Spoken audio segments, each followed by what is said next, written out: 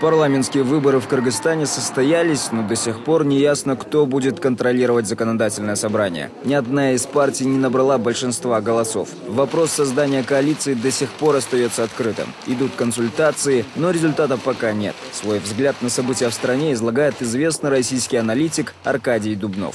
Выборы оказались очень таким адекватным термометром, который измерил температуру страны. Я не могу сказать, что температура 36,6, я боюсь, что она такая субфибрильная, где-нибудь так 37,1. Есть легкое возбуждение, и чтобы лечиться, нужно знать диагноз. Вот диагноз есть.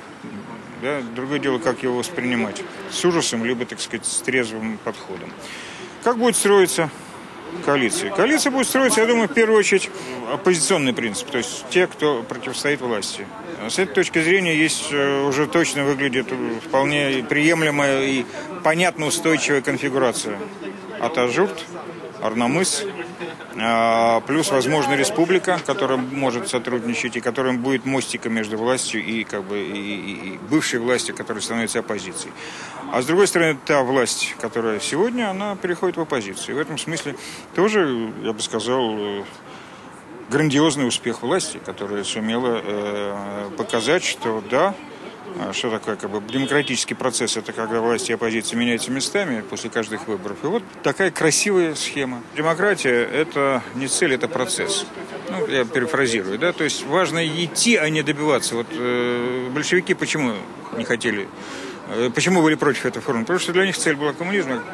Какими средствами, мы знаем, они шли к этому. Вот и цель была извращена. Так вот, то, что сейчас делается, это процесс. А этот процесс может обернуться, в общем, двумя шагами вперед и шагом назад. А может быть и шагом вперед и двумя шагами назад. То, что были проведены парламентские выборы, и то, как они были проведены, это безусловный плюс. Независимо от того, приведут ли они к установлению парламентской системы власти. Они позволили людям убедиться в том, что возможно относительно честные и справедливые выборы. Почему они честные? Они все-таки дали картину общества. Никто не знал заранее их результаты. Почему все в шоке? Как могла партия власти организовать такие выборы, в которых победила оппозиция?